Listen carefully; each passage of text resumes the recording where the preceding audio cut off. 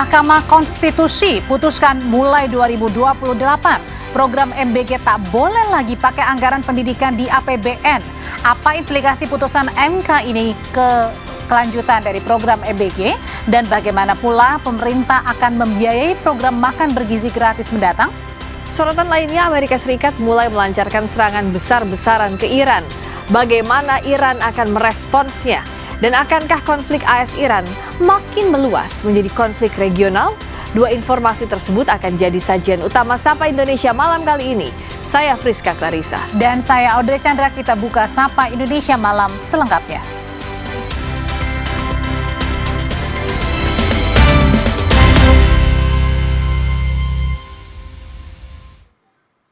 Saudara, kebakaran melanda kompleks asrama polisi di Kecamatan Jambi Selatan, Kota Jambi, Kamis siang.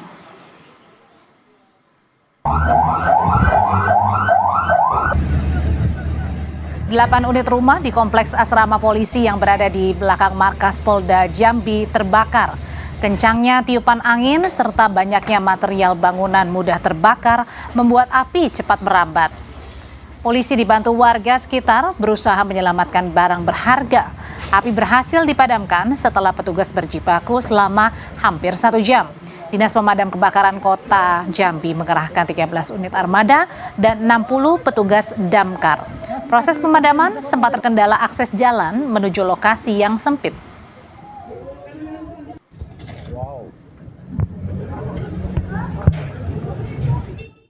Kebakaran di asrama Polda Jambi.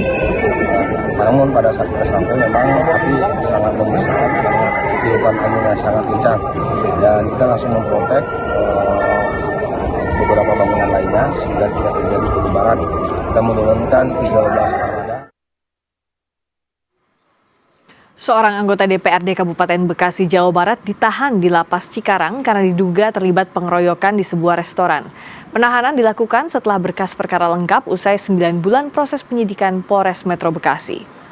Anggota DPRD Kabupaten Bekasi, Jumarno, digiring ke mobil pada Rabu malam. Ia dibawa bersama 2 tersangka lain untuk ditahan di Lapas Cikarang. Ketiganya diduga terlibat kasus pengeroyokan terhadap korban bernama Fendi di sebuah restoran di kawasan Lipo Cikarang, Kabupaten Bekasi, Oktober 2025.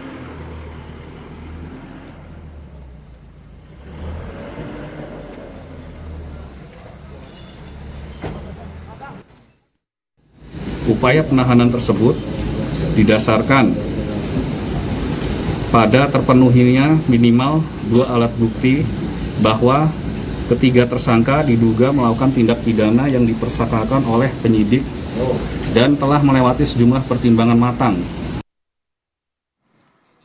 Truk trailer, saudara, menabrak 2 sepeda motor dan mobil yang terparkir di Jalan Raya Pelumpang Semper Koja, Jakarta Utara. Diduga sang sopir mengemudi dalam pengaruh obat keras. Wah, tadi kalau kita duduk sini mah bahaya nih. Kecelakaan terjadi saat truk trailer melaju dari arah Koja menuju Tanjung Priok. Saat bersamaan, pengendara sepeda motor dari arah berlawanan melihat truk yang tiba-tiba oleng dan keluar dari jalur. Pemotor yang panik langsung melompat menyelamatkan diri. Akibatnya sepeda motor yang dikendarainya terperosok mengalami kerusakan parah. Truk yang tak terkendali kemudian menabrak 1 sepeda motor lainnya dan sebuah minibus yang sedang terparkir di bahu jalan. Akibat insiden, 1 pengendara motor mengalami luka. Mobil Innova yang sedang parkir dan 2 sepeda motor. Nah, langsung kami amankan untuk sopirnya. Sopir dalam keadaan mabuk obat ya. Jadi agak susah payah. Polisi menangkap seorang peretas asal Demak, Jawa Tengah yang diduga meretas ribuan website milik pemerintah, sekolah, universitas hingga swasta. Hasil retasan tersebut dijual untuk promosi website bermuatan judi online.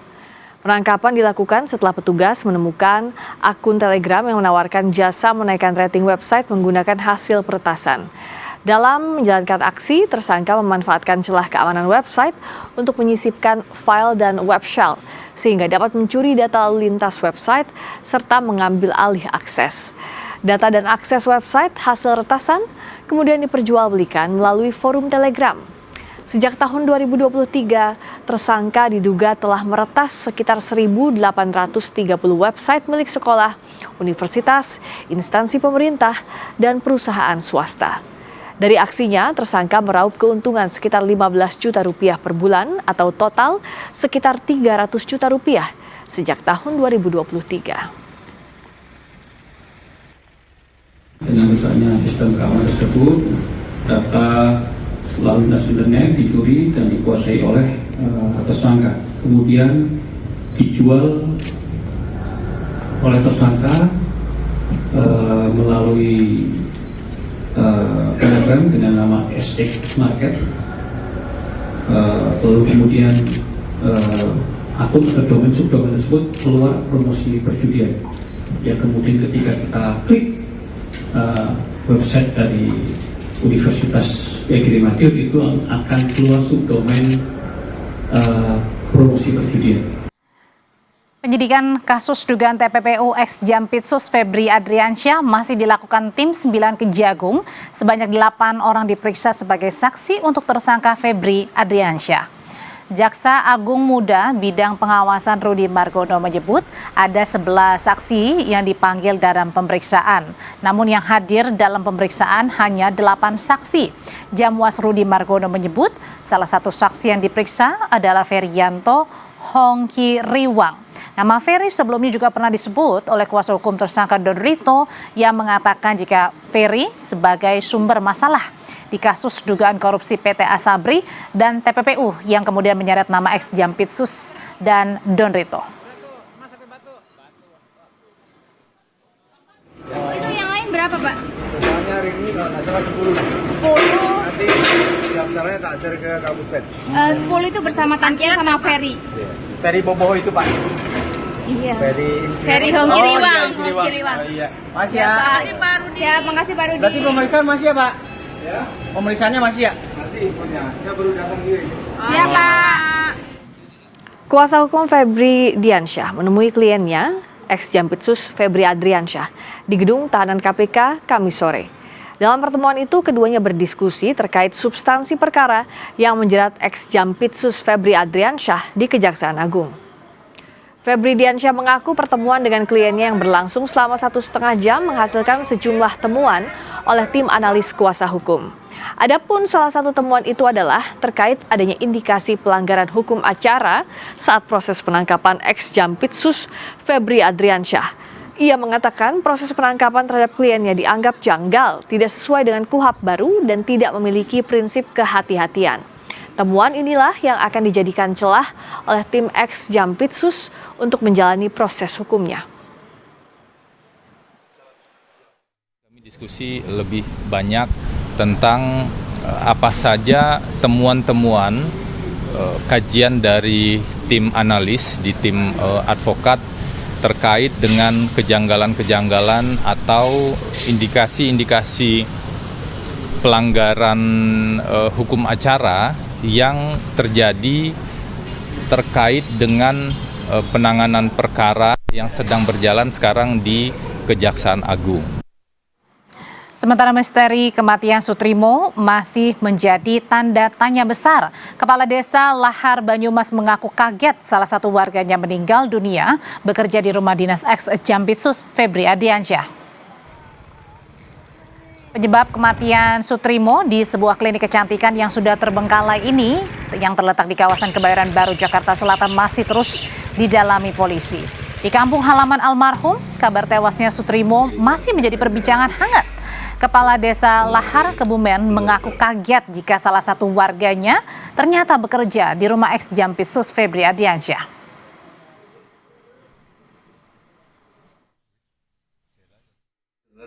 Kerja di tempatnya Jaksa Febri itu setelah meninggal. Kalau dari dulu saya nggak pernah. Sebelumnya itu pernah. Istilahnya mencari tahu orang ini kerja di mana. Ya mayoritas sekarang orang sini kan misalkan jadi supir di bos Jakarta, jadi Jakarta. Pembantu di Jakarta seperti itu sih. Setelah mayatnya sudah mau diantar, saya layat baru saya tahu bahwa Trimo itu kerja di Jaksa Febri. Dari kehidupannya, ya menurut saya bukan sederhana, tapi ekonomi rendah, makanya tahun 2025 itu adiknya Sutrimo itu dibantu bedah rumah oleh desa dari pusat Jakarta. Presiden Prabowo Subianto menyapa Jaksa Agung ST Burhanuddin dan Kapolri Jenderal Listio Sigit Prabowo secara bersamaan saat memberi sambutan acara akad massal KPR subsidi di Batang, Jawa Tengah. Presiden menyapa Jaksa Agung dan Kapolri, lalu serentak keduanya berdiri bersamaan. Momen tersebut terjadi saat Prabowo memberikan sambutan. Dalam acara akad massal KPR Sejahtera melalui skema fasilitas likuiditas pembiayaan perumahan, awalnya Prabowo menyapa pimpinan lembaga negara, jajaran Menko dan Menteri, kemudian menyapa Jaksa Agung ST Burhanuddin dan Kapolri Jenderal Listio Sigit Prabowo secara bersamaan. Para Menteri, Jaksa Agung, Panglima TNI, saya ulangi ya, Jaksa Agung, Kapolri,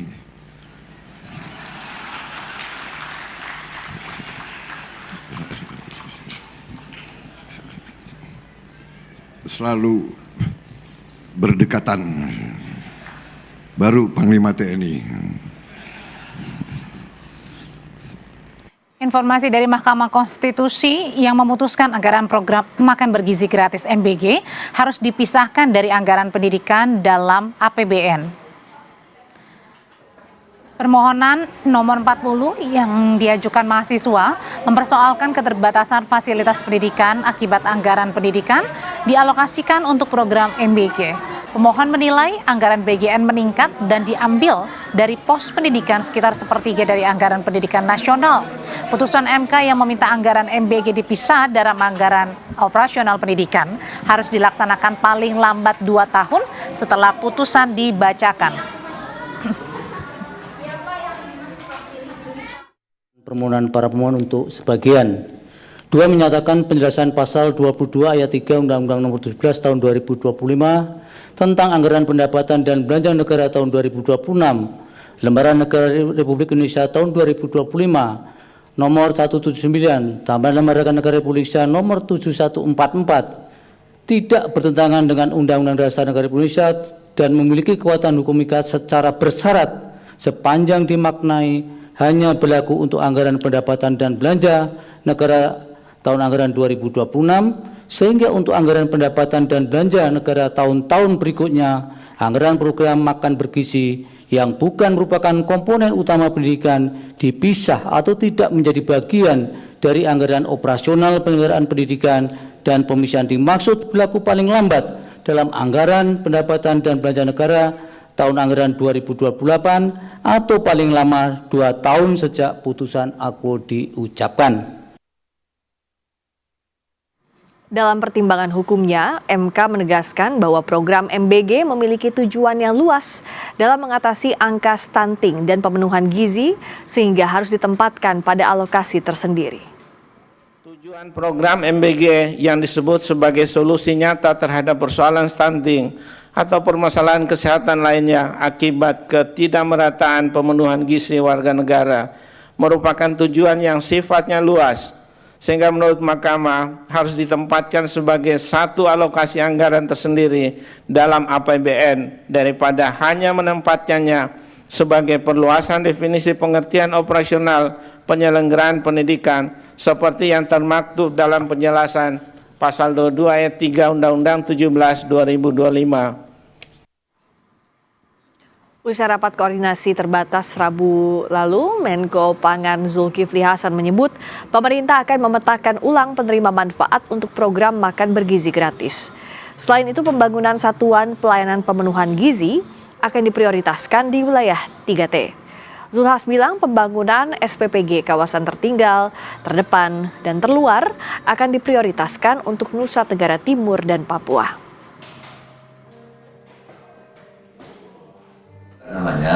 Ya 13.000 tadi sebagian kecil itu yang sangat penting seperti di Papua Pegunungan dan lain-lain itu kita salah 1 bulan. Sisanya kami akan pelajari perlu waktu 2 bulan. Dan penerima refocusing penerima manfaat. Karena perintah Bapak Presiden semua dikasih kecuali tidak mau. Karena kalau kita nggak kasih, nanti dibilang pemerintah pilih kasih tidak adil. Semua dikasih, tapi kecuali yang tidak mau. Misalnya SMA yang bagus, yang sudah sarapannya bagus, oh ya nggak mau, nggak apa-apa. Tetap di Sapa Indonesia Malam, Amerika Serikat melancarkan gelombang serangan besar-besaran di seluruh wilayah Iran.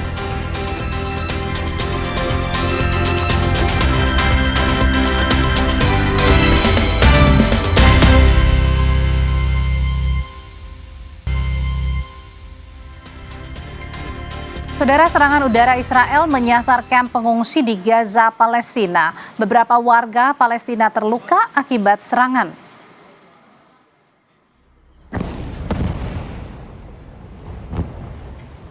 Rekaman video memperlihatkan momen serangan Israel ke kamp pengungsi Al-Sati di Gaza. Serangan menghancurkan tenda-tenda yang ditempati keluarga yang mengungsi akibat perang dengan Israel. 7 orang terluka dalam serangan. Akibat serangan, 150 orang termasuk anak-anak kini kehilangan tempat tinggal.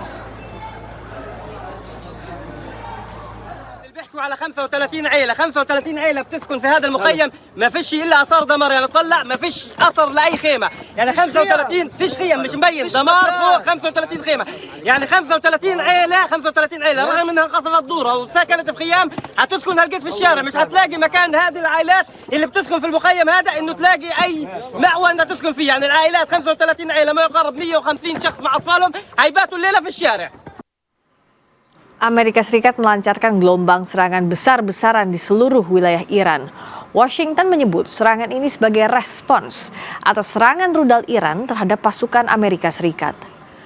Komando Pusat Militer Amerika Serikat CENTCOM menyatakan militer Amerika menyerang puluhan target Korps Garda Revolusi Iran. Beberapa target sasaran serangan adalah pusat komando militer, fasilitas rudal dan drone, serta situs pengawasan dan pertahanan pantai. CENTCOM menyebut serangan dilancarkan untuk mengurangi ancaman dari Iran dan proksinya.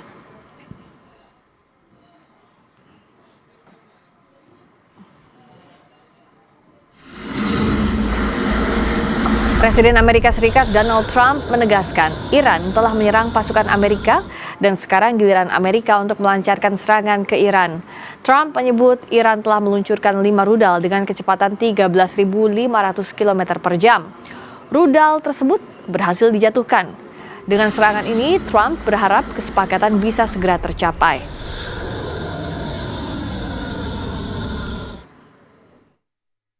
We're going to be hitting them very hard. Because it's our turn to hit them. They know it's coming. They're asking us not to do it, but they tried shooting it last night. So we had 5 rockets shot going 8,500 miles an hour, and all 5 rockets were knocked down to the ground. But they nevertheless took a shot, so it's our turn. And we'll see if we get there with an agreement at some point, but we're going to hit them very hard. Sebelumnya, Amerika Serikat dan Arab Saudi menyerang kelompok milisi pendukung Iran di Irak. Ratusan orang berkumpul di Baghdad untuk menyampaikan duka cita atas tewasnya anggota milisi rakyat Irak. Pimpinan milisi rakyat Irak mengkritik pemerintah yang mereka nilai gagal melindungi rakyatnya. Serangan Amerika dan Arab Saudi ke wilayah Irak menewaskan sedikitnya 20 orang dan melukai 32 lainnya. Komando Pusat Militer Amerika Serikat menyatakan serangan ke wilayah Irak menyasar situs logistik dan senjata kelompok pendukung Iran. CENTCOM mengklaim kelompok tersebut telah menyerang pasukan Amerika dan infrastruktur energi Arab Saudi.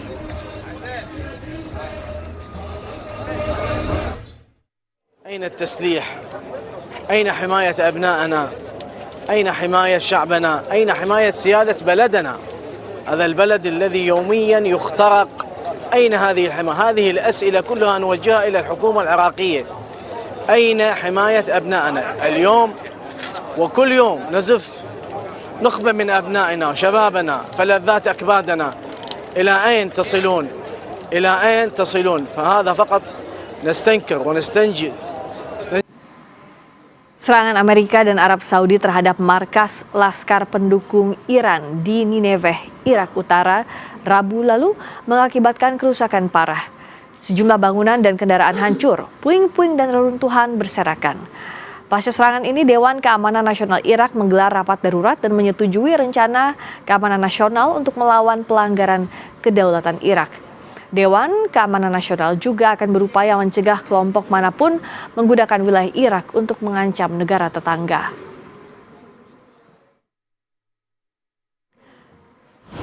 Garda Revolusi Iran Rabu lalu meluncurkan rudal-rudal balistik ke pangkalan udara dan pusat komando Amerika Serikat di Yordania. Serangan ini sebagai respons atas tindakan agresif militer Amerika di berbagai wilayah Iran. Sementara militer Yordania mengklaim berhasil mencegat 5 rudal yang diluncurkan Iran.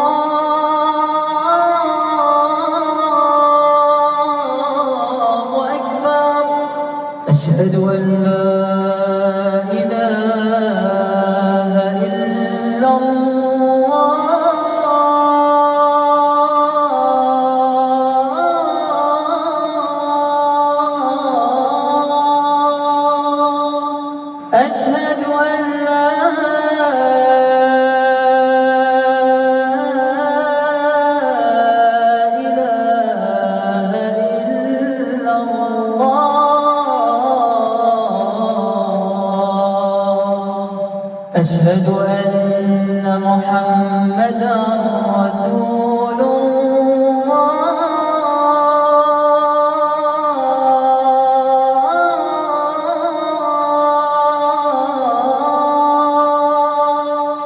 أشهد أن محمدًا رسول الله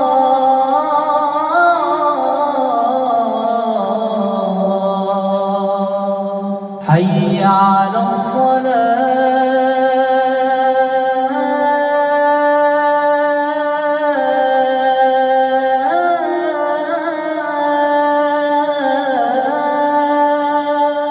حي على الصلاة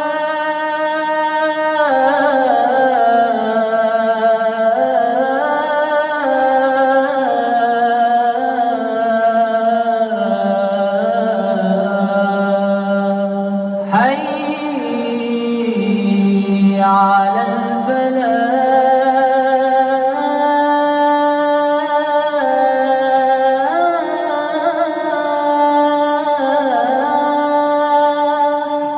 حي على الفلاح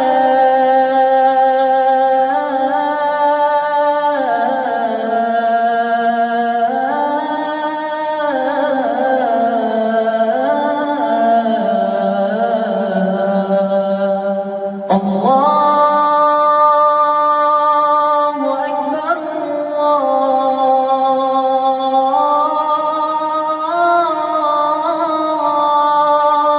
الله أكبر لا إله إلا الله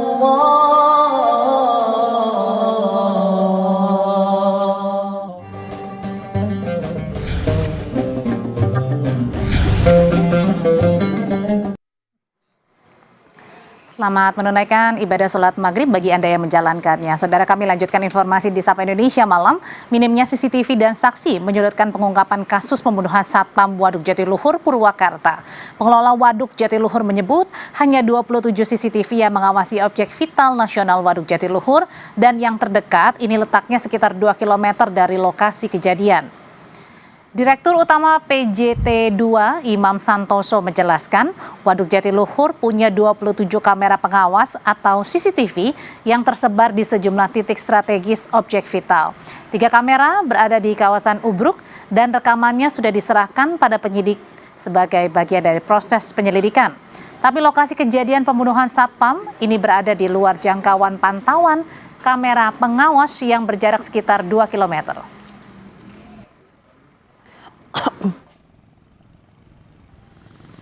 Di kami di Waduk Jatiluhur ada 27 CCTV.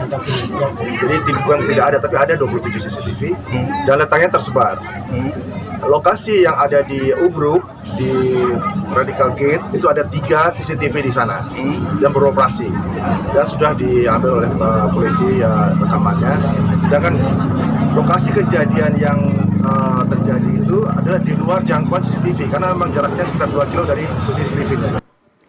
Pengadilan Negeri Jakarta Selatan menggelar sidang kedua pra-peradilan jilid 3 yang diajukan Roy Suryo terhadap Polda Metro Jaya Kamis pagi. Dalam sidang tersebut, Polda Metro Jaya menolak seluruh dalil dan tuntutan ganti rugi yang diajukan Roy Suryo.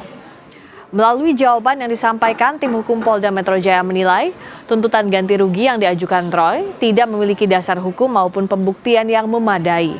Menurut termohon, setiap kerugian yang diklaim harus dibuktikan memiliki hubungan sebab akibat secara langsung dengan tindakan penyidik. Termohon juga menolak tuntutan kerugian imaterial sebesar 100 juta rupiah karena dinilai hanya berdasarkan penilaian sepihak tanpa bukti objektif. Bahwa tuntutan ganti kerugian sebesar 206 juta rupiah yang diajukan pemohon tidak mempunyai dasar hukum dan dasar pembuktian yang memadai. Tuntutan kerugian imaterial sebesar 100 juta rupiah hanya didasarkan pada penilaian sepihak pemohon tanpa ukuran yang objektif dan terukur. Pemohon tidak pernah menelitikan maupun membuktikan mengalami luka berat, cacat atau meninggal dunia sebagaimana dimaksud dalam pasal 9 ayat 2 dan ayat 3, sehingga tuntutan ganti kerugian yang diajukan tidak mempunyai dasar untuk dikabulkan sebagaimana dimohonkan. Usai menanggapi jawaban pihak Polda Metro Jaya, selaku termohon, Roy Suryo menjawab soal kemungkinan akan mengajukan pra-peradilan keempat usai putusan pra-peradilan soal ganti rugi nanti. Meski tak menjawab pasti, Roy berdalih upaya pra-peradilan yang dilakukan hingga 3 kali merupakan bagian dari strategi sebelum memasuki sidang pokok perkara kasus ijazah di Pengadilan Negeri Jakarta Timur. Kenapa kami menempuh strategi pra-peradilan? Ya, karena kami tidak ingin seperti kalau seorang pejuang itu tidak mempelajari dulu apa yang ada di depan. Jadi kami tidak ingin quote and quote konyol gitu ya dalam memasuki sebuah ajang peperangan. Mohon maaf kalau ada pertanyaan, apakah ini menjadi pra-peradilan yang ketiga ini menjadi peradilan yang terakhir? Ya, tunggu saja tanggal mainnya. Ya gitu. Karena apa? Karena kami masih ingin lagi melihat ya, men-challenge ya gitu. Dan itu sekali lagi kita tahu bahwa hakim tunggal dari pra-peradilan ini adalah hakim yang ya saya harus bilang smart. Dari kasus pemberantasan korupsi, Saudara, KPK menetapkan 4 tersangka terkait operasi tangkap tangan Bupati Pemalang Anom Widiantoro. Salah satu tersangka adalah pegawai KPK yang diduga membocorkan informasi soal pengusutan perkara di KPK. Juru bicara KPK Budi Prasetyo menjelaskan, salah satu oknum KPK yang terlibat dalam kasus dugaan pemerasan, yakni staf administrasi di lingkungan KPK. Oknum ini merupakan perbantuan yang berasal dari Polri. Oknum pegawai ini diduga membocorkan informasi soal penanganan perkara kepada ayahnya yang kemudian digunakan untuk memeras Anom Widiantoro. Anom ditetapkan sebagai tersangka dalam kasus pemerasan di lingkungan pemerintahan Kabupaten Pemalang. Klaster kedua, yakni terkait dengan dugaan tindak pidana korupsi pemerasan yang dilakukan oleh oknum KPK kepada Bupati Pemalang.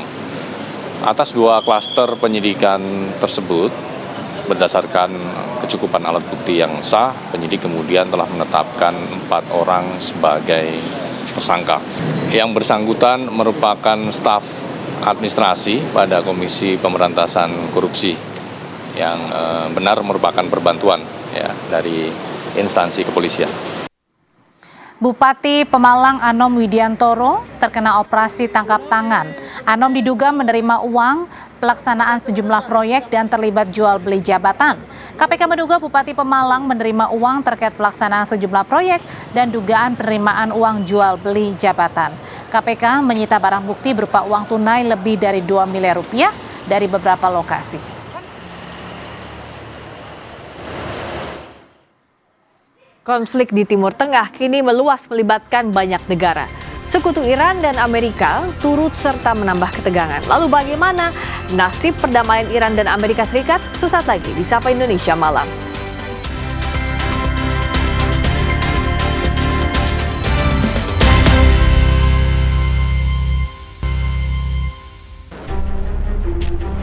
Khususnya Arab Saudi, itu tidak dalam kapasitas mau menyerang Iran physically, tetapi mempertahankan diri.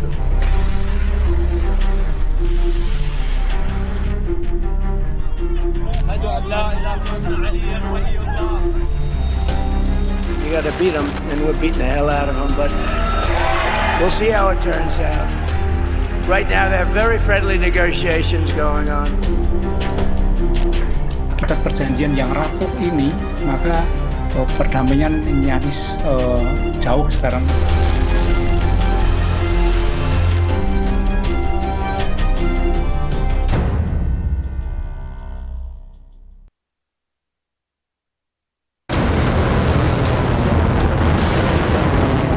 Lima bulan sudah konflik di Timur Tengah tak berkesudahan. Alih-alih menuju perdamaian, perang Iran dan Amerika Serikat yang dibantu Israel justru kian melebar. Saling serang kini merembet, melibatkan banyak negara. Sekutu Iran dan Amerika turut serta menambah ketegangan.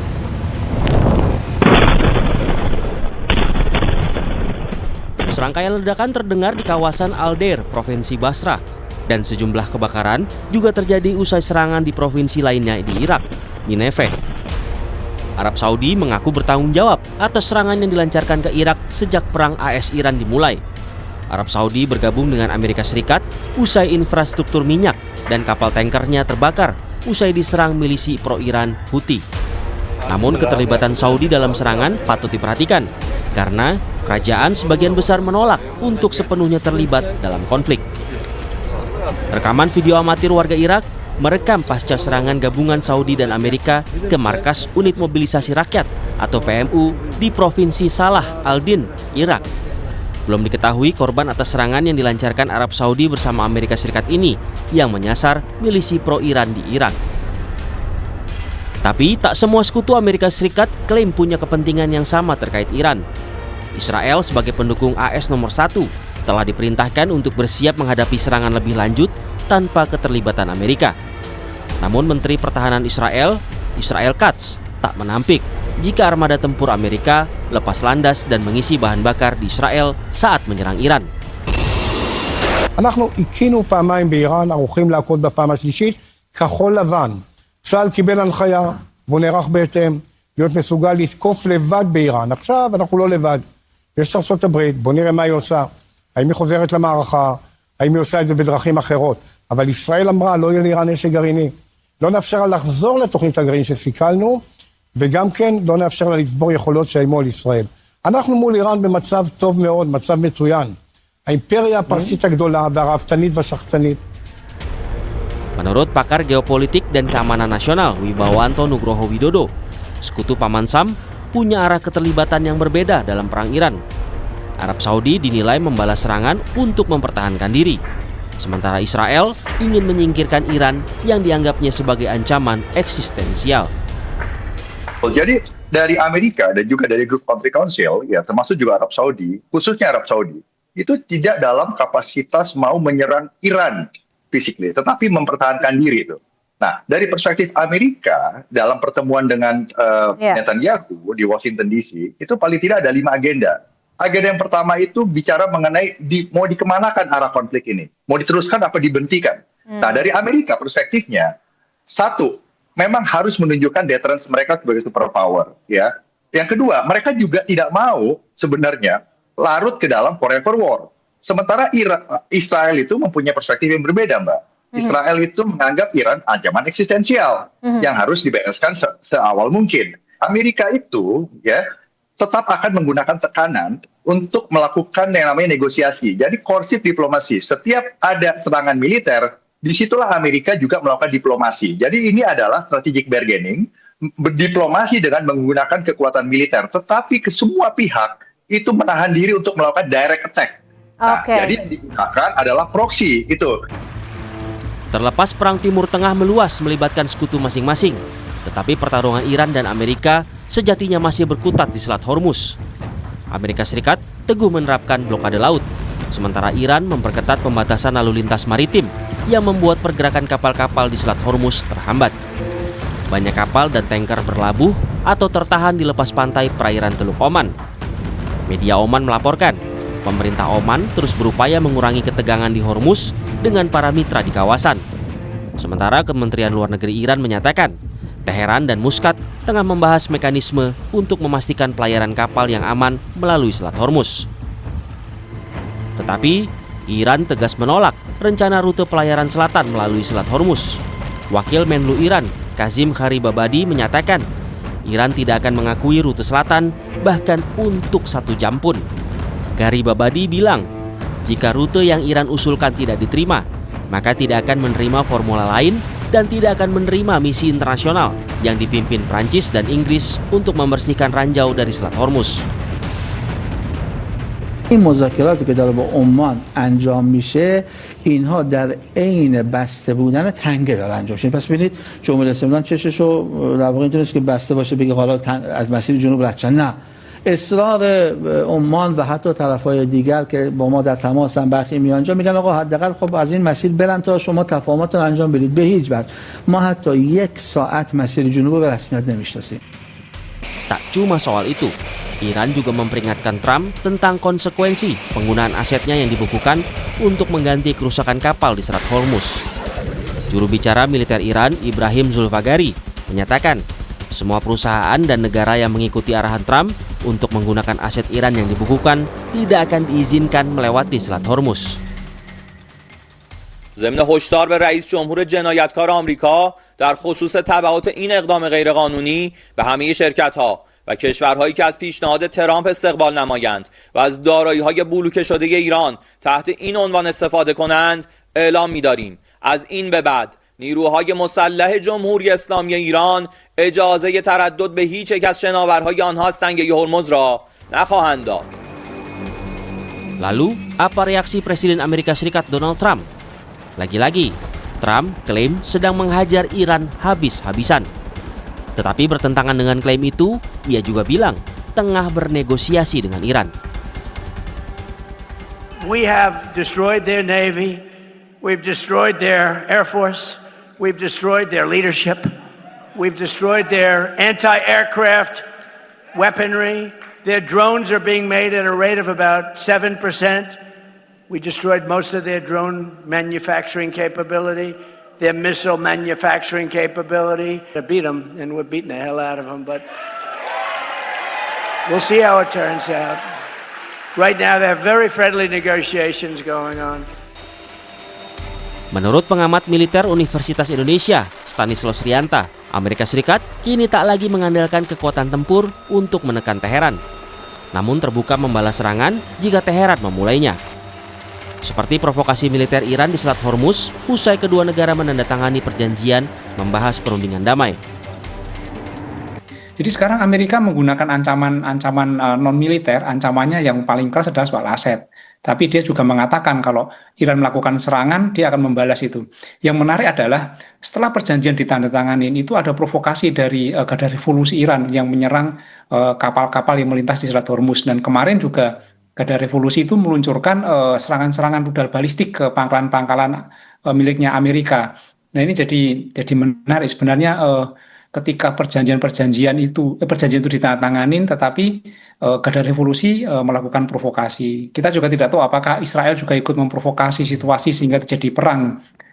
Sudah tidak ada lagi ikatan keduanya untuk saling meredam perang ini, sehingga jeda juga sudah diakhiri, maka mereka saling serang. Jadi akibat perjanjian yang rapuh ini, maka perdamaian nyaris jauh sekarang, sudah jauh dari angan-angan semua orang.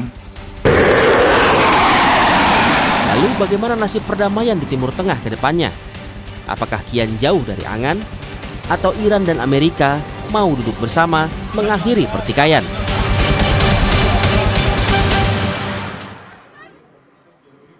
Putusan Mahkamah Konstitusi, program MBG tak boleh lagi pakai anggaran pendidikan. Lalu bagaimana pemerintah akan membiayai program MBG?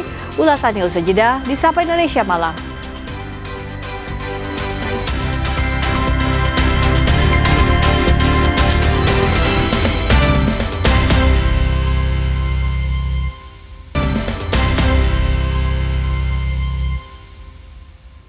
Masih di Sapa Indonesia Malam bersama saya Friska Clarissa. Mahkamah Konstitusi memutuskan anggaran program makan bergizi gratis harus dipisahkan dari anggaran pendidikan dalam APBN. Permohonan nomor 40 yang diajukan oleh mahasiswa mempersoalkan keterbatasan fasilitas pendidikan akibat anggaran pendidikan dialokasikan untuk program MBG. Pemohon menilai anggaran MBG, anggaran dari BGN meningkat dan diambil dari pos pendidikan sekitar sepertiga dari anggaran pendidikan nasional. Putusan MK yang meminta anggaran MBG dipisah dari anggaran operasional pendidikan harus dilaksanakan paling lambat 2 tahun setelah putusan dibacakan. Mengabulkan permohonan para pemohon untuk sebagian. 2 menyatakan penjelasan pasal 22 ayat 3 Undang-Undang Nomor 17 Tahun 2025 tentang anggaran pendapatan dan belanja negara tahun 2026, Lembaran Negara Republik Indonesia tahun 2025. Nomor 179, tambahan Lembaran Negara Republik Indonesia nomor 7144 tidak bertentangan dengan Undang-Undang Dasar Negara Republik Indonesia dan memiliki kekuatan hukum ikat secara bersyarat sepanjang dimaknai hanya berlaku untuk anggaran pendapatan dan belanja negara tahun anggaran 2026 sehingga untuk anggaran pendapatan dan belanja negara tahun-tahun berikutnya anggaran program makan bergizi yang bukan merupakan komponen utama pendidikan dipisah atau tidak menjadi bagian dari anggaran operasional penyelenggaraan pendidikan dan pemisahan dimaksud berlaku paling lambat dalam anggaran pendapatan dan belanja negara tahun anggaran 2028 atau paling lama 2 tahun sejak putusan aku diucapkan. Dalam pertimbangan hukum, MK menegaskan program MBG memiliki tujuan yang luas dalam mengatasi angka stunting dan pemenuhan gizi sehingga harus ditempatkan pada alokasi tersendiri. Program MBG yang disebut sebagai solusi nyata terhadap persoalan stunting atau permasalahan kesehatan lainnya akibat ketidakmerataan pemenuhan gizi warga negara merupakan tujuan yang sifatnya luas, sehingga menurut Mahkamah harus ditempatkan sebagai satu alokasi anggaran tersendiri dalam APBN daripada hanya menempatkannya sebagai perluasan definisi pengertian operasional penyelenggaraan pendidikan seperti yang termaktub dalam penjelasan pasal 22 ayat 3 Undang-Undang 17 2025. MK memutuskan anggaran MBG harus dipisahkan dari anggaran pendidikan. Namun putusan itu memunculkan pertanyaan dari mana pemerintah akan mengambil sumber pendanaannya, apakah akan ada pengurangan anggaran kementerian lain atau malah menambah beban belanja negara. Kita bahas bersama Bahtra Banong, juru bicara Partai Gerindra, serta pakar hukum tata negara Bivitri Susanti. Selamat malam Bung Bahtra. Selamat malam. Juga Mbak Bivitri, selamat malam. Selamat malam Mbak Bivitri. Saya ke Mbak Bivitri, dengan putusan MK ini, artinya apa yang harus dilakukan pemerintah dalam waktu dekat menyiapkan jelang anggaran tahun 2028 agar MBG dipisahkan dari anggaran pendidikan? Anggaran tahun 2028 itu belum mulai dibahas. Jadi ini memang putusan yang sangat-sangat kompromis, karena sebenarnya Mbak, kalau dalam pembahasan APBN itu ada siklus anggaran yang fix karena sistemnya sendiri beda dengan legislasi biasa. Jadi anggaran tahun 2028 itu baru akan dibahas tahun depan. Ya. Nah, sementara kalau kita cermati sebenarnya putusan itu berbunyi dia conditionally konstitusional. Artinya sebenarnya dianggap konstitusional sepanjang dimaknai tambahan untuk MBG itu hanya bisa berlaku untuk yang tahun ini.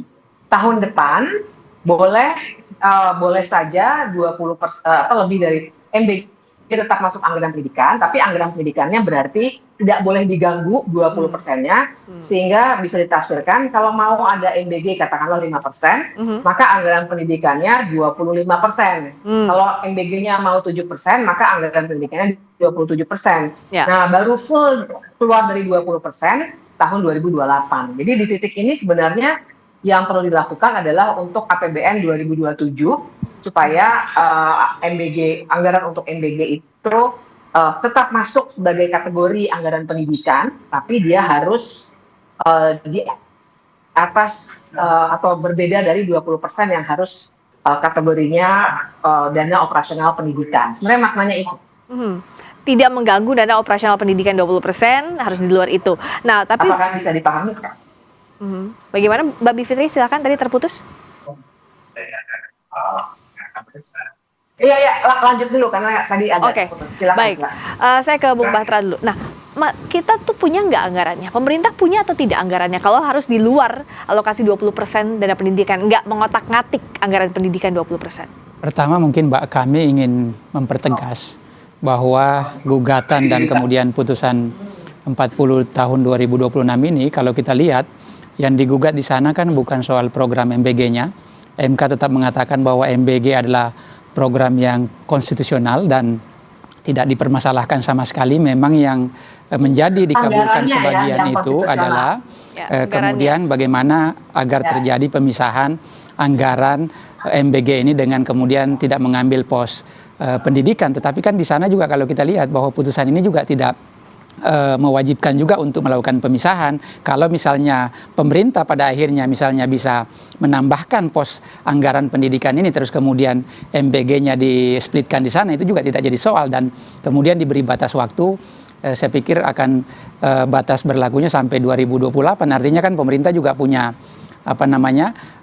kewenangan, punya juga fleksibilitas untuk kemudian melakukan penyesuaian dan itulah yang dilakukan oleh Pak Prabowo sekarang. Bagaimana menyisir anggaran-anggaran yang selama ini dianggap tidak efektif, tidak efisien dari berbagai kementerian lembaga dan bahkan kami pun misalnya di Komisi 2 melalui Kementerian Dalam Negeri bagaimana terus melihat anggaran-anggaran atau program-program kerja OPD-OPD di daerah ini betul-betul dipelototin agar dia lebih tepat sasaran, tidak ada pemborosan anggaran, efisiensinya terus dikedepankan dalam rangka untuk bagaimana program-program yang sifatnya program strategis ini bisa berjalan dengan maksimal. Dan kita punya tentunya alokasinya atau enggak? Kalau sekarang kan efisiensi, tapi anggaran MBG-nya masih dialokasi dana pendidikan ya, yang kalau kita lihat ya di itu, perjalanan awal pemerintahan Presiden Prabowo, kita bisa menghemat sekitar kurang lebih 300 triliun.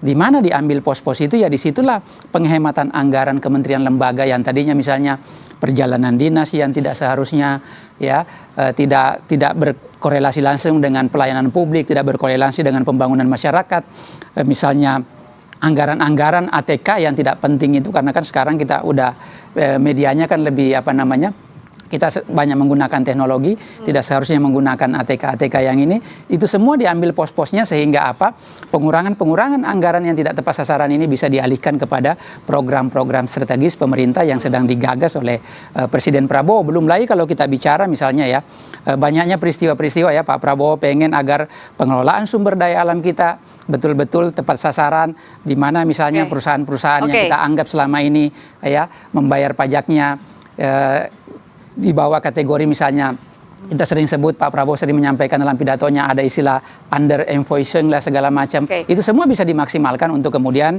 bagaimana program bisa menggunakan anggaran itu untuk dipergunakan untuk program strategis Presiden Prabowo. Pemanfaatan alokasi anggaran efisiensi dari berbagai pos ini menurut Mbak Bivitri sejauh ini efektif atau tidak? Kalaupun di 2028 apa yang harusnya berbenah dari sisi pemerintah? Ya, pertama gini yang harus diluruskan, jangan sampai ada kesalahan persepsi. Yang diputus oleh MK itu hanya alokasi anggaran dari kewajiban 20% untuk anggaran pendidikan. Jadi bukannya MK menyetujui MBG ya, jadi jangan keliru di soal itu. Karena MK memang tidak memeriksa kebijakan yang konkret. Jadi kalau pertanyaannya apa yang mesti dilakukan, saya kira kan sebenarnya dalam situasi hari ini pun MBG itu programnya anggarannya terengah-engah sekali ya, makanya kemudian sampai pajak itu digalakan luar biasa dan kemudian juga pemeriksaan pajak kendaraan bermotor dan lain sebagainya.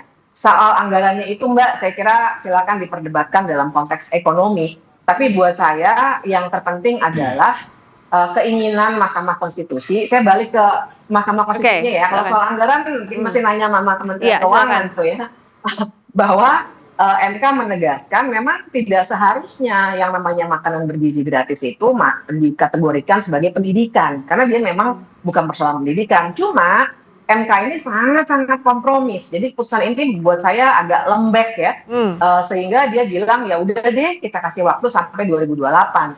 Sehingga tafsiran saya ketika melihat bagaimana MBG ini diperlakukan, begitu banyak peluang korupsi, kemudian juga banyak sekali yang akhirnya tidak tepat sasaran. Saya melihat seakan-akan ada peluang 2 tahun untuk meneruskan buruknya pelaksanaan kebijakan MBG ini di lapangan. sampai dengan nanti agak dibereskan. Itu yang bisa kita lihat dari putusan MK. Tapi ada implikasi negatifnya kalau yang Mbak Bivitri soroti dari putusan MK ini yang dianggap lembek di tengah sebenarnya MBG yang didesak untuk dievaluasi. Ya, saya pikir kan kalau soal pembenahan sedang dilakukan, dan kalau kita lihat kepala BGN yang baru banyak sekali terobosan-terobosan yang sudah dilakukan, termasuk misalnya soal penghematan anggaran, bagaimana betul-betul MBG ini diprioritaskan kepada daerah-daerah yang membutuhkan. Dan kalau kita lihat dapur-dapur yang kita anggap bermasalah, kemarin Kepala BGN sudah melakukan konferensi pers, ada kurang lebih sekitar 800 dapur yang sudah ditutup karena memang tidak memenuhi standarisasi. Itu juga bisa memperbaiki ya bagaimana pelaksanaan MBG ini bisa lebih tepat sasaran, sehingga saya pikir ke depannya banyak sekali perubahan-perubahan yang dilakukan di bawah kepemimpinan baru ini, kemudian bagaimana program MBG ini bisa berjalan dengan baik dan maksimal, tentu dengan tepat sasaran. Dan kalau kita lihat ya, bahwa sebetulnya ya pada saat ini pun kalau kita lihat Pak Prabowo juga tidak mengurangi anggaran pendidikan.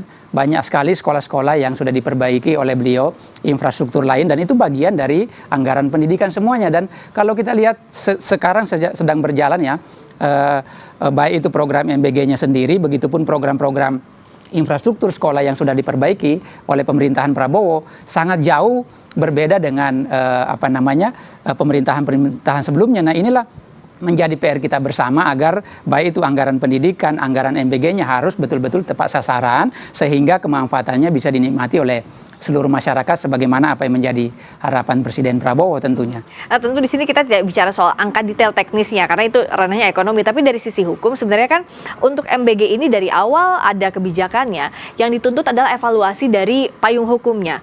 Mbak Bivitri, selain soal putusan MK ini terkait anggaran, sebenarnya apa sih yang masih lemah dari pelaksanaan MBG dalam hal sisi aturannya?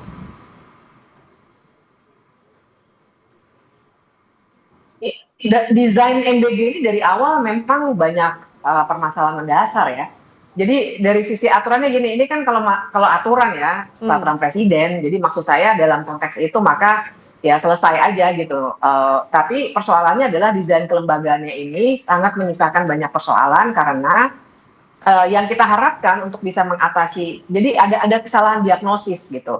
Kalau misalnya dikatakan masalahnya adalah stunting, maka kan seharusnya benar-benar didesain supaya bukannya pekerjaan atau pemberian makanan yang sifatnya top down, sehingga juga banyak sekali masalah keracunan dan lain sebagainya, tapi kenapa tidak diberikan kepada masing-masing sekolah dengan situasinya masing-masing. Plus kemudian dianalisis dengan keterbatasan anggaran itu, kira-kira daerah mana saja yang mestinya menjadi prioritas. Kalau ini kan tidak. Bahkan juga dilakukan untuk anak-anak yang sudah SMA, yang artinya untuk tujuan pengentasan atau mengatasi masalah stunting juga sebenarnya tidak tepat sasaran. Kemudian belum lagi kita membicarakan soal pengadaan barang-barang yang ternyata juga sangat menyimpangi apa yang mestinya kita lakukan dalam sistem pengadaan barang dan jasa, sehingga beberapa korupsinya sudah terjadi dan sudah mulai dibongkar. Tapi buat saya pemberantasan korupsi terhadap yang sudah terjadi tanpa pembenahan sistem itu hanya akan mengulang-ulang situasi korupsi ini karena peluangnya memang dibuka sedemikian luas. Itu yang jadi masalah besar. Tapi kan memang putusan MK ini hanya membicarakan anggarannya. Jadi yang diuji adalah APBN. Ya, jadi agak sulit kita membicarakan dari segi kebijakannya. Ya, yang dievaluasi adalah yang disoroti soal anggarannya. Tapi apakah pemerintah di titik ini merasa ada salah diagnosis di MBG dan apa yang dilakukan untuk perbaikan mulai dari payung hukum hingga pelaksanaan kebijakannya? Sesaat lagi di Sapa Indonesia Malam, kami kembali.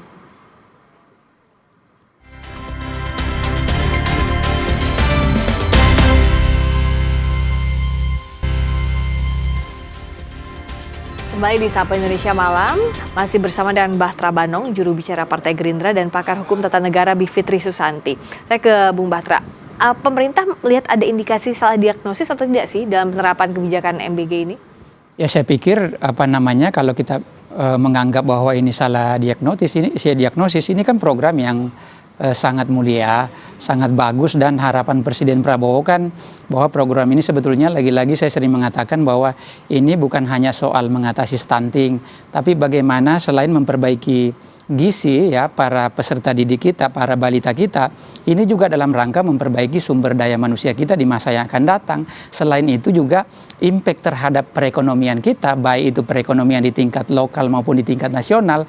MBG ini juga bisa menyumbang terkait soal pertumbuhan ekonomi, karena kalau kita lihat misalnya ya, banyak sekali jumlah dapur. Kemarin dirilis BGN bahwa ada sekitar 27.000 dapur. Kalau ini maksimal dengan baik, ya pasti butuh bahan baku, pasokan bahan makanannya. Kalau itu semua diambil dari produk-produk lokal, maka UMKM kita bisa tumbuh dengan baik. Belum lagi misalnya serapan tenaga kerja yang dihasilkan, bayangkan kalau misalnya kurang lebih sekitar 50 per SPPG per dapur kali 27.000, artinya kan di sana ada sekitar 1,3 juta lapangan pekerjaan yang tercipta. Jadi kalau kita menganggap bahwa ini sesuatu yang salah diagnosis menurut hemat saya, itu kita sangat keliru menganggap itu bahwa ini sesuatu yang salah dirancang oleh pemerintah. Padahal kan kita lihat impact-nya sangat baik ya, bukan hanya dari penyerapan tenaga kerja, pertumbuhan ekonomi, selain itu memperbaiki gizi anak-anak kita, ya baik balita kita, itu kan dalam rangka juga agar nanti sumber daya manusia kita di masa-masa yang akan datang bisa sejajar dengan bangsa-bangsa lain kalau misalnya gizinya makin baik. Jadi itu semua tujuannya kenapa program ini dirancang sebagai program strategis pemerintahan Presiden Prabowo, karena dalam rangka itu Pak Prabowo konsen betul mengurusi soal anak-anak kita, karena beliau sering menyaksikan ya pendidikan sampai di pelosok-pelosok tentu harus juga setara dengan yang ada di perkotaan, sehingga sumber daya manusia kita ke depan makin baik dan makin kompetitif, karena sekarang kan eranya ya harus kita dorong ke sana bahwa kita harus juga bersaing dengan bangsa-bangsa lain. Kalau niat dan tujuan mulia ini selalu disampaikan pemerintah sejak ada program MBG, sebenarnya apa yang jadi missing link, Mbak Bivitri, sehingga program ini tidak dianggap oleh sebagian pihak bahwa ini program yang baik sesuai dengan niat tujuan mulia tadi? Dalam kebijakan itu persoalannya bukan niat atau tujuan itu mulia atau tidak. Tapi pertama analisis kebijakannya dari mulai gejala masalah sampai akar masalah itu harus dilakukan dengan baik dan benar, dan juga dibuat dengan mekanisme monitoring dan evaluasi yang baik. Itu satu. Jadi buat saya kalau kita mau berdebat mulia atau tidak, kan kita jadi bisa secara logika mempertanyakan pakai kacamata siapa nih mulia. Misalnya pakai kacamata siapa nih untuk tujuan-tujuan yang sifatnya akan sangat sulit diukur dalam konteks kemuliaan dan lain sebagainya. Dalam soal kebijakan kita harus punya ukuran yang betul-betul fix gitu ya, bisa diukur. Dan kemudian yang kedua, selalu yang dijadikan alasan adalah ada soal-soal pencapaian ekonomi, tenaga kerja dan lain sebagainya. Padahal dalam kebijakan itu yang kita harus lihat tujuan akhirnya apa? Bahwa ada dampak-dampak lanjutannya, kan itu bukan tujuan kebijakannya itu sendiri. Jadi dia tidak bisa dijadikan argumen, nggak lurus logikanya, nggak bisa dijadikan argumen bahwa MBG jadinya bagus karena ada efek sampingnya yang seperti itu. Itu juga saya kira satu hal yang kita harus koreksi. Nah kemudian yang ketiga juga, saya kira kan kita bisa perdebatkan soal caranya. Kalau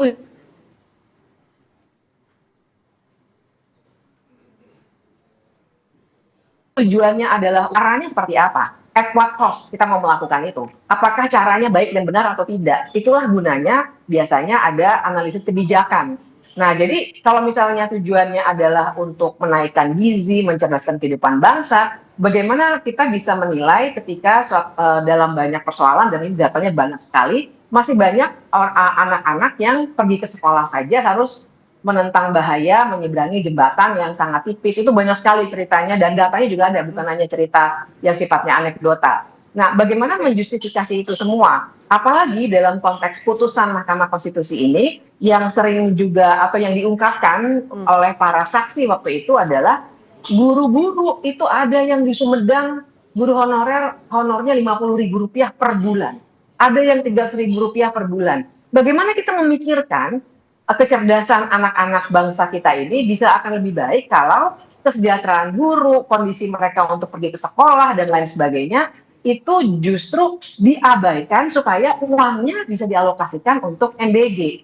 Padahal tadi pelaksanaan MBG ternyata begitu banyak celah yang hanya memberikan proyek-proyek ini kepada pihak-pihak, ya kita tahu sendiri ya, kepolisian itu banyak sekali, kemudian TNI banyak sekali dan lain sebagainya. Jadi itu kelihatan sekali tidak imbangnya. Justru dalam proses menuju putusan MK ini, kita belajar banyak sekali, saya kira itu juga sudah viral ya, kesaksian banyak sekali guru yang ternyata kondisinya mana bisa dia mengajar ketika dia harus nyambi untuk jadi ojol atau nyambi jualan kue dan lain sebagainya, karena bahkan mereka tidak bisa mencukupi kehidupan mereka sendiri dan tambah beban lagi. Itu juga waktu itu saya hadir karena saya sebagai pihak terkait.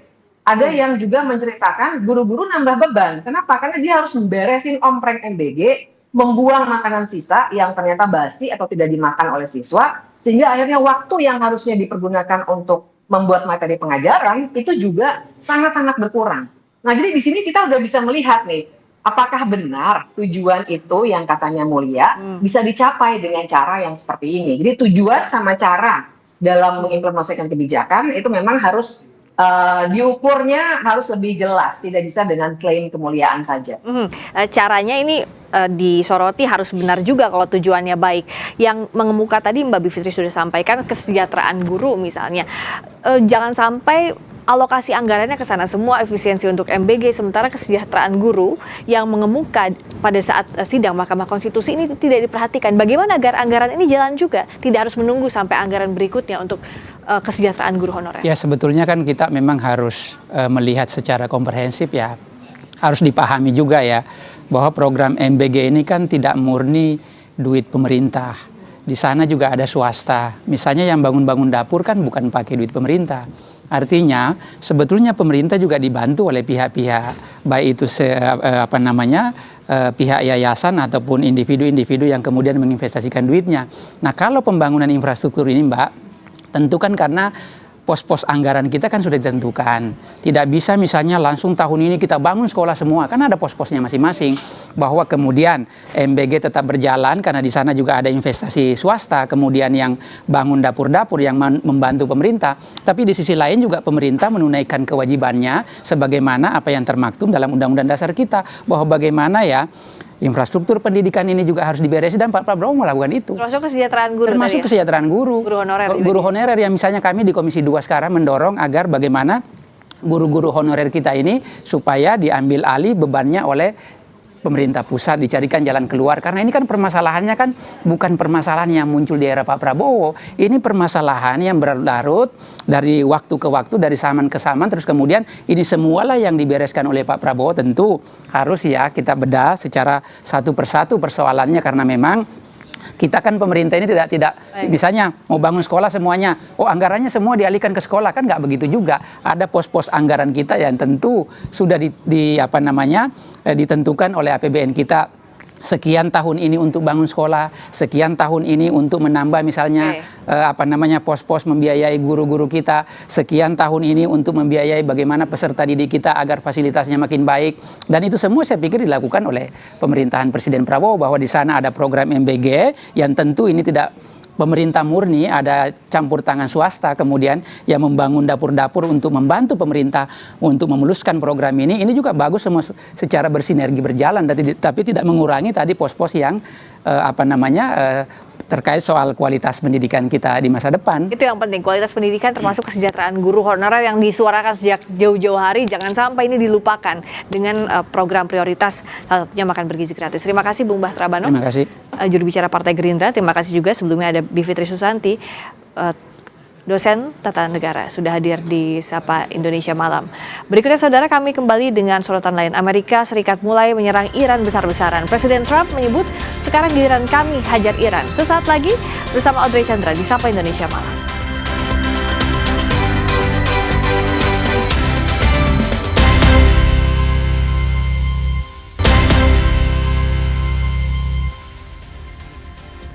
Saudara, Amerika Serikat melancarkan gelombang serangan besar-besaran di seluruh wilayah Iran. Washington sebut serangan ini sebagai respons atas serangan rudal Iran terhadap pasukan Amerika Serikat. Komando Pusat Militer Amerika Serikat CENTCOM menyatakan militer Amerika menyerang puluhan target Korps Garda Revolusi Iran. Beberapa target sasaran serangan adalah pusat komando militer, fasilitas rudal, dan drone, serta situs pengawasan juga pertahanan pantai. CENTCOM menyebut serangan dilancarkan untuk mengurangi ancaman dari Iran dan proksinya. Media Iran melaporkan ledakan terjadi di beberapa wilayah Iran Selatan, termasuk Pulau Qassim.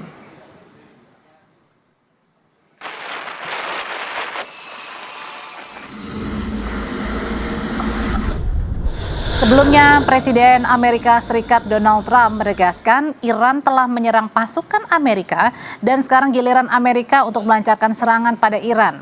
Trump menyebut Iran telah meluncurkan 5 rudal dengan kecepatan 13.500 km per jamnya. Rudal tersebut berhasil dijatuhkan. Dengan serangan ini, Trump berharap kesepakatan bisa segera tercapai. We're going to be hitting them very hard. Because it's our turn to hit them. They know it's coming. They're asking us not to do it, but they tried shooting it last night. So we had 5 rocket shot going 8,500 miles an hour, and all 5 rockets were knocked down to the ground. But they nevertheless took a shot. So it's our turn, and we'll see if we get there with an agreement at some point. But we're going to hit them very hard. Kemarin Garda Revolusi Iran meluncurkan rudal balistik ke pangkalan udara dan pusat komando Amerika Serikat di Jordania. Serangan ini sebagai respons atas tindakan agresif militer Amerika di berbagai wilayah Iran. Sementara militer Jordania klaim berhasil mencegat 5 rudal yang diluncurkan Iran.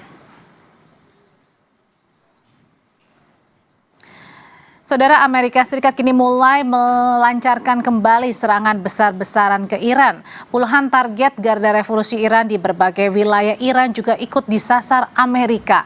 Lalu apa dampak dari serangan Amerika kali ini dan bagaimana Iran akan meresponnya? Kita bahas malam hari ini bersama pakar hubungan internasional dari Universitas Indonesia, Sowan Albana. Mas Sowan, selamat malam. Selamat malam, Putri. Dan ada juga analis senior Indo-Pacific Strategic Intelligence, Fauzia Cempaka Timur. Mbak Cempaka, selamat malam. Malam, Mbak Adri. Mas Ovan, saya mau tanya ke Mas Ovan dulu. Mas Ovan, ini kan Amerika mulai serang Iran besar-besaran. Sebaliknya Iran juga tak mau kalah, menyerang Amerika juga. Apa sih artinya serangan kali ini? Ya, serangan ini harus dilihat sebagai bagian dari proses tarik-menarik dan tawar-menawar yang terjadi di antara Amerika Serikat dan Iran. Sebagaimana kita ketahui, gencatan senjata terhenti setelah Amerika Serikat kembali menyerang Iran, tapi sempat melakukan serangan selama 10 hari. Amerika Serikat kemudian melakukan pause dan kemudian mulai lagi. Tapi apakah ini berarti bahwa gencatan senjata sudah berakhir dan Amerika dan Iran akan terjebak dalam perang besar lagi? Saya kira kita masih melihat yang terjadi adalah apa yang disebut sebagai talk fight. Mereka ngomong sambil berkelahi karena saling melempar bom seperti tadi yang digambarkan dalam video dan pidatonya Donald Trump tadi, is part of the negotiation. Jadi kalau kita lihat di dalam proses negosiasi yang kemarin, masing-masing pihak merasa memiliki leverage atau daya, memiliki kapasitas militer yang lebih superior. Sehingga kesepakatannya belum ketemu. Iran tidak mau mengalah, Amerika Serikat tidak mau mengalah. Amerika Serikat kemudian mencoba mengubah kondisi perimbangan yang menghadirkan deadlock ini, misalnya dengan mencoba mencari jalur alternatif dari Hormuz. Makanya kemarin kan yang memicu menyala lagi saling serangnya adalah Amerika Serikat kemudian mencoba membangun jalur alternatif di Selat Hormuz melewati wilayah yang dekat dengan Oman, yang kemudian oleh Iran dianggap sebagai pelanggaran terhadap pasal 5 dari Memorandum of Understanding mereka.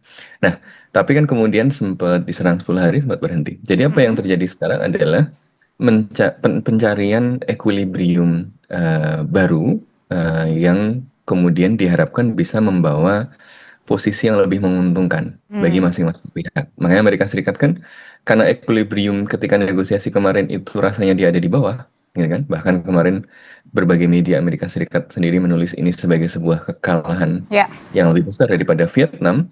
Makanya dia mencoba mengubah equilibrium. Cara Amerika Serikat mengubah equilibrium bagaimana? Yang dia punya adalah kartu kekuatan militer. Maka dia melakukan Serangan lagi ya.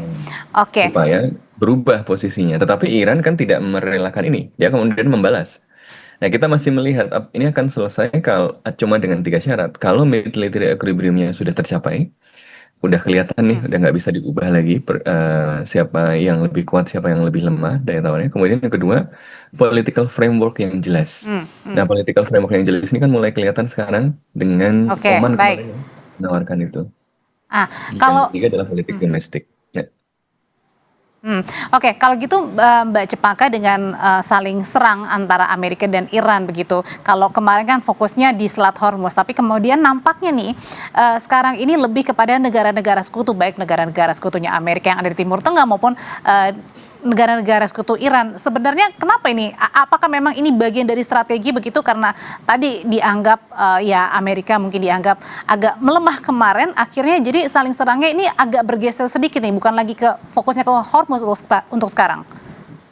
Jadi memang saya melihat bahwa memang ini adalah merupakan serangan balik terkalibrasi ya Mbak Audrey, karena kita lihat bagaimana ini datang serangan yang terjadi tanggal 28 hingga 30 Juli ini terjadi setelah serangan Iran sebelumnya yang kembali menyerang ke Jordan begitu. Nah ini saya melihat ada 3 aspek dampak, yaitu yang pertama adalah secara taktis kita lihat bagaimana Amerika Serikat menggunakan tempo yang lebih tinggi dalam penyerangan dan juga lebih presisi Mbak, karena kita tahu bahwa yang diserang saat ini itu memang tempat-tempat penyimpanan misil dan juga beberapa tempat yang sangat strategis di Hormuz, dan juga menggunakan yang disebut dengan multi domain operation atau operasi yang sifatnya multi domain dan tidak hanya berbasis pada udara saja seperti yang biasanya, tapi juga di domain laut dan juga bahkan menggunakan elemen cyber. Nah, ini tentu kita juga tahu bahwa beberapa serangan sebelumnya juga bahkan berintegrasi dengan Saudi Arabia. Nah, ini secara operasional juga menunjukkan dampak yang mendegradasi kemampuan spesifik yang dimiliki Iran, yang memang selama ini telah dibahas memiliki kemampuan asimetrik begitu yang digunakan seperti misalnya peluncuran misil dan juga yang tentu saja yang selalu menjadi sejak penyerangan fase 2 ini terjadi pasca pecahnya gencatan senjata begitu, yaitu bagaimana di Hormuz ini juga diserang begitu ya oleh Amerika Serikat. Namun yang kita harus lihat adalah Mbak, bagaimana dampak secara strategisnya selain tadi secara taktis dan operasional, yaitu bahwa serangan ini tentu tidak serta-merta mengakhiri saling serang antara Amerika Serikat dan Iran, karena ini tentu hanya akan selain mencapai equilibrium seperti yang disampaikan Mas Sofwan tadi, tapi juga untuk membeli waktu untuk kedua belah pihak begitu ya, terutama untuk Amerika Serikat, dan meningkatkan cost, karena kita tahu bahwa Amerika Serikat sendiri di Timur Tengah itu sudah menurun Mbak kemampuan atau stok stok alutsistanya maupun interceptor. Nah, ini yang tentu tidak menyelesaikan poin core bargaining yang tadi disampaikan Mas Sofwan terkait dengan equilibrium begitu, terkait dengan Hormuz tidak selesai, juga terkait dengan tadi pertanyaan Mbak Audrey tentang proxy network ini justru semakin melebar, di mana Irak itu memang sengaja begitu untuk melibatkan negara-negara lain, karena tadi Amerika sendiri kalau serang sendirian juga lemah. Tentu ini saya melihat bagaimana ini adalah fase yang berbeda ya Mbak dari fase pertama. Kita tahu negara-negara seperti negara anggota NATO misalnya yang dari awal tidak setuju, sekarang seperti Inggris misalnya sudah mulai memberikan izin. Di sisi lain Saudi Arabia juga melakukan serangan bersama, di sisi lain juga proksi Iran seperti Houthi begitu yang juga melibatkan diri secara aktif, di mana fase pertama tidak ada Mbak. Di fase Februari hingga Juni itu tidak aktif secara diplomatik, mungkin aktif menyatakan dukungan, tetapi secara dukungan militer tidak begitu ya. Nah, namun dalam konteks ini serangan yang dilakukan ini terkalibrasi dan juga dalam konteks ini terkoordinasi. Namun Mbak, dalam konteks proxy network atau jaringan proxy ini yang tentu berbahaya adalah miskalkulasi, di mana ketika satu teater nantinya berhenti seperti yang dalam konteks ini Hormuz misalnya, jika nanti tercapai equilibrium, belum tentu di teater lain seperti di Bab el Mandeb bisa juga tercapai equilibrium atau bahkan penggencatan senjata Mbak Audrey. Oke, berarti artinya Mas Sofwan, jangan-jangan ini konflik bukan lagi antara Amerika dan Iran, tapi juga bisa konflik regional menyasar kepada negara-negara sekutu dari Amerika maupun Iran nih. Karena kan tadi sudah melibatkan Arab Saudi, Irak, Houthi yang sebelumnya belum ada di fase-fase sebelum ini. Betul, kekhawatiran utama kita tentu saja adalah bahwa teater dari konflik ini meluas dengan melibatkan lebih banyak aktor. Semakin banyak aktor yang terlibat, karena mereka juga punya kepentingan yang berbeda-beda, meskipun ada alignment misalnya dengan beberapa pemain utama, seperti misalnya Houthi, itu sering disebut proksinya Iran. Tapi Houthi juga punya agency sendiri dan punya kepentingan sendiri, karena dia punya sejarah panjang pertarungan di Yaman sendiri, dan bagaimana kemudian dia pernah menghadapi serangan dari negara-negara yang dipimpin oleh Arab Saudi gitu kan ya. Sekarang di Yaman kan misalnya ada 3 faksi kan. Ada faksi yang didukung Arab Saudi yang diakui oleh dunia internasional PBB secara resmi. Ada faksinya Houthi yang dekat dengan Iran, dan ada faksinya Southern Transitional Council yang dekat dengan Uni Emirat Arab. Yang ini juga nggak sepenuhnya akur dengan yang Arab Saudi gitu kan. Ini saja menunjukkan bahwa dengan perluasan teater ini tentu saja kontrolnya semakin sulit gitu ya. Seperti yang tadi disampaikan Mbak Cempaka, kalau tadi cuma antara Amerika Serikat dan Iran, ini equilibriumnya bisa lebih mudah tercapai. Ya, tapi sampai sekarang pun belum tercapai gitu kan ya, antara Amerika Serikat. Apalagi kalau ditambah lagi aktornya yang lain. Tapi memang kemudian keterlibatan mereka juga tidak bisa dipisahkan dari konflik antara Iran dan Amerika Serikat dan Israel. Tetapi tidak bisa juga dilihat sebagai sesuatu yang melekat sepenuhnya, karena dia juga punya sejarah konflik sendiri dengan Arab Saudi misalnya, antara Houthi dan Arab Saudi. Oke, kalau gitu pertanyaannya, kalau memang benar-benar terjadi bukan hanya tadi antara Amerika dan Iran, tapi sudah menjadi konflik regional, pertanyaannya Iran akan bertindak apa ini? Usai jeda ya Bapak dan Ibu, tetap bersama kami di Sapa Indonesia Malam.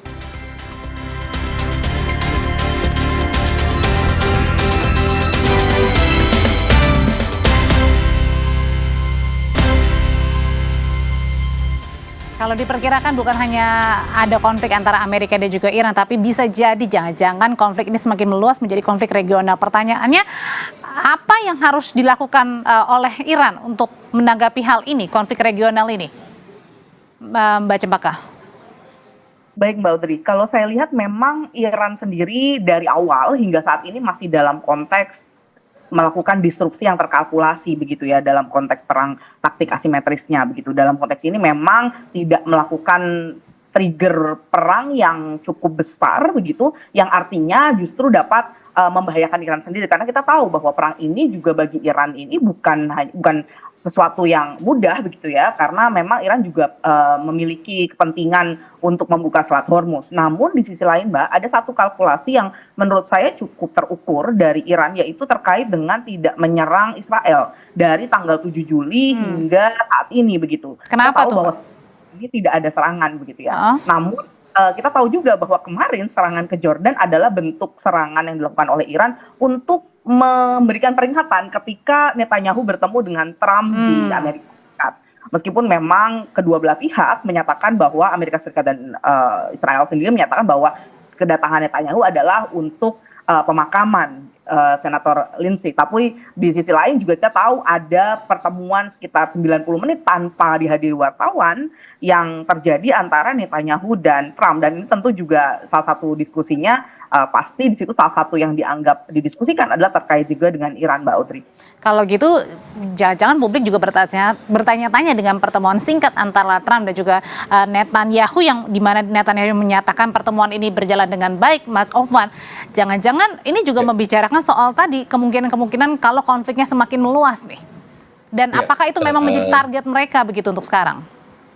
Tentu pasti ada kaitannya, karena Israel adalah pihak yang justru waktu itu mendorong Amerika Serikat untuk melakukan serangan terhadap Iran ya, walaupun sampai sekarang Israel sendiri masih belum kembali melibatkan diri ya. Kita melihat bahwa memang sepertinya semua pihak ini memang masih saling bernegosiasi dan berbicara dengan bom saja. Amerika Serikat itu mengebom dengan mengirimkan pesan yang terukur. Iran juga demikian, sehingga Israel juga melihat ini, menafsirkan ini juga dia tidak mau melangkahi Amerika Serikat karena malah bisa jadi blunder. Makanya kemudian kunjungan Netanyahu ke Amerika Serikat bertemu dengan Trump ini juga bagian dari proses ini. Termasuk juga proses untuk kemudian melakukan penyelarasan antara Amerika Serikat dengan Iran. Sebagaimana kita ketahui, kepentingan Trump dan kepentingan Netanyahu ini nggak selalu sama. Trump itu butuh keluar perang ini dengan cepat karena sudah menjelang midterm, inflasi juga semakin parah, tapi dia harus keluar dengan menang. Di sisi lain, Netanyahu itu butuh Iran yang kelihatan jelas kalah, dan itu hanya bisa dilakukan kalau Iran terus terseret dalam perang dan Amerika Serikat bisa kemudian menghancurkan kapasitas militer Iran tadi. Karena itu kan kemudian kita lihat misalnya memang kemudian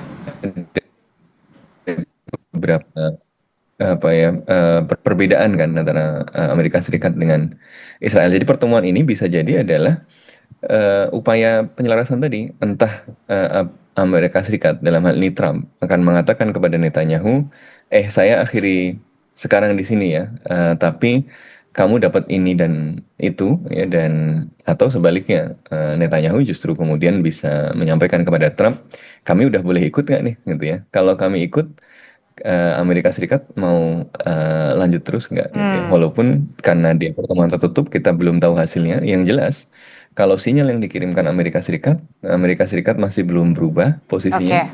Serangan-serangan ini masih dilakukan untuk kemudian mendorong Iran masuk ke dalam negosiasi yang diharapkan posisinya Amerika Serikat sudah berada pada posisi yang lebih menguntungkan. Makanya Donald Trump kan komentarnya, you cannot bribe them, you have got to beat them. Ini komentar Donald Trump pada tanggal 27-28 itu ya, sekitar pertemuannya dengan Netanyahu itu.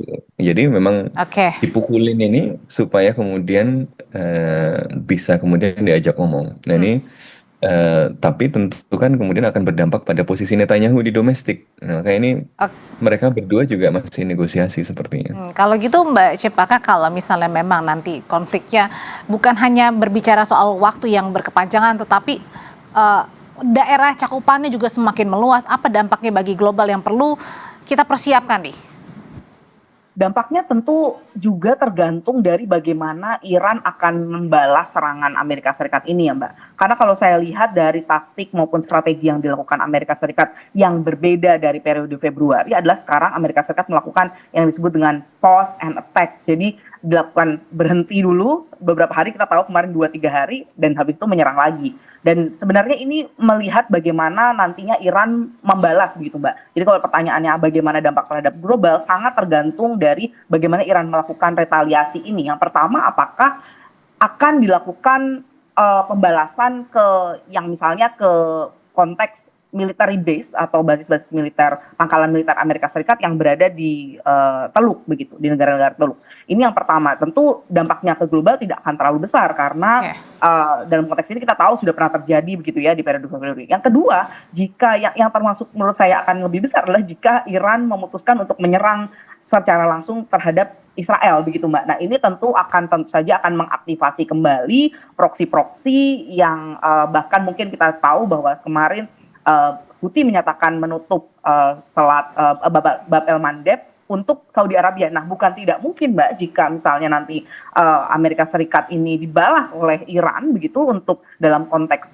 Israel, melibatkan Israel, ini tentu akan memperlebar dan mungkin bukan hanya Saudi Arabia atau Arab Saudi yang ditutup atau diblokade oleh Houthi, tapi justru juga bisa juga melibatkan negara-negara lain yang dianggap pro terhadap serangan Amerika Serikat ini, Mbak. Jadi tentu dampak ini akan sangat dan kita harus tahu bahwa saat ini cadangan minyak global sendiri pun sudah sangat tersedot sejak perang di Februari begitu, yang tentu angka ini juga akan semakin memberatkan dan menghilangkan bantalan kenyamanan yang dimiliki oleh negara-negara Oke, segala hal tentunya berarti mesti diantisipasi ya, termasuk untuk pihak global sendiri, karena tadi bukan hanya berbicara soal waktu yang jangan-jangan bisa panjang, tetapi konflik juga bisa melebar ke daerah-daerah di sekitar atau sekutu Amerika maupun juga Iran. Terima kasih kalau gitu Mbak Cempaka, Mas Ofwan untuk ulasannya malam hari ini di Sapa Indonesia Malam. Terima kasih. Tetap bersama kami, saudara. Atlet angkat beban Rusia cetak rekor dunia baru, yakni dengan menggeser lapangan gulung seberat 1.500 ton.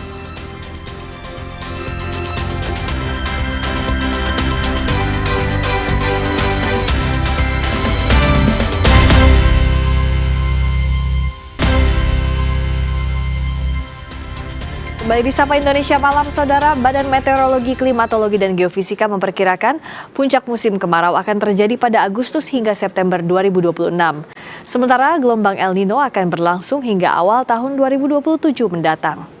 Kepala BMKG Teguh Faisal Fatoni menjelaskan musim kemarau pada Agustus nanti akan dialami hampir 50% kawasan Indonesia. Sementara 25% wilayah lain akan terjadi pada September.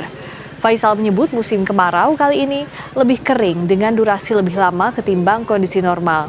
Pada Juli ini sebanyak 54,5% daratan Indonesia telah memasuki musim kemarau. BMKG memprediksi fenomena El Nino akan bertahan paling tidak hingga awal kuartal pertama tahun 2027. Dengan peluang puncak intensitas mencapai kategori kuat. Untuk puncak musim kemarau tahun 2026 diprediksi umumnya terjadi pada bulan Agustus ya, atau 48,84% luas daratan Indonesia, dan di bulan September atau 25,41% luas daratan Indonesia. Sebagian besar wilayah Indonesia diperkirakan mengalami musim kemarau yang lebih kering dari normal. Memasuki bulan Oktober hingga November 2026, curah hujan kategori tinggi mulai diperkirakan muncul di beberapa wilayah. Menteri Pertanian Andi Amran Sulaiman memastikan stok beras nasional aman hingga 10 bulan ke depan. Amran mengatakan total cadangan beras Indonesia mencapai 26 juta ton dan optimistis Indonesia dapat melewati ancaman kemarau panjang akibat fenomena El Nino. 26 juta ton itu, 26 juta ton itu per bulan 2,6 juta konsumsi. Artinya cukup untuk 10 bulan. Cukup untuk 10 bulan ke depan. Artinya apa?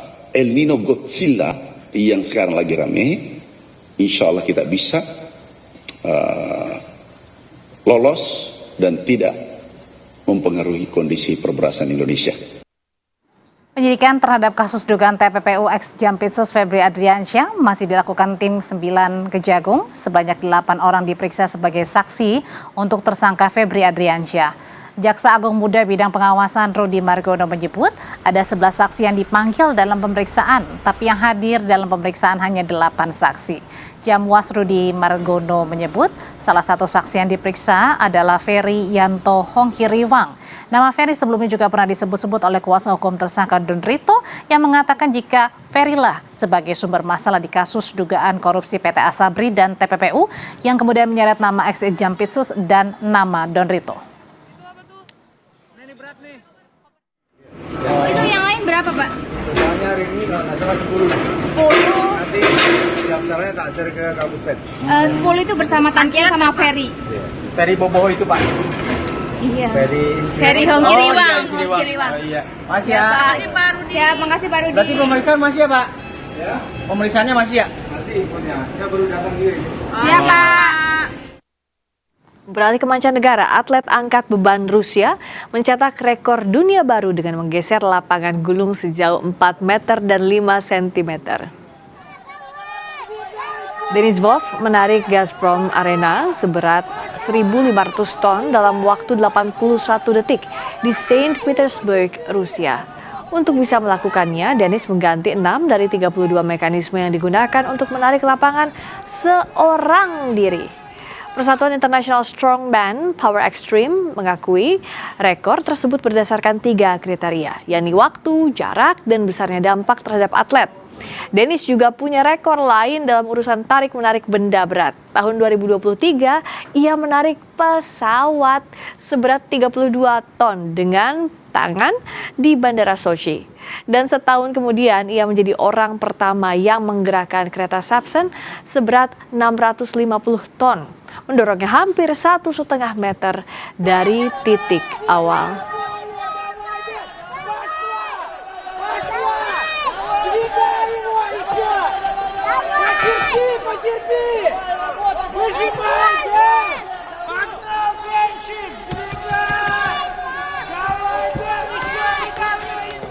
Горд, и что я причастен вот к вот такому событию, которое не каждому выдается. Я вот до этого уже говорил ребятам, что не просто вот сделать это, даже подумать никому в голову не приходило вот это, чтобы тут такое совершить. Поэтому для меня это знаковое событие, поэтому одни эмоции, слов нет, честно говоря.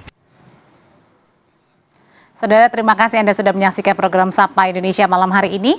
Perbarui terus informasi Anda di Kompas TV dengan 3 botol air mineral 700 ml yang setara dengan 2 liter air untuk 1 hari penuh kesejukan. Kami pamit, saya Audrey Chandra. Dan saya Friska Clarissa, terima kasih. Sampai jumpa.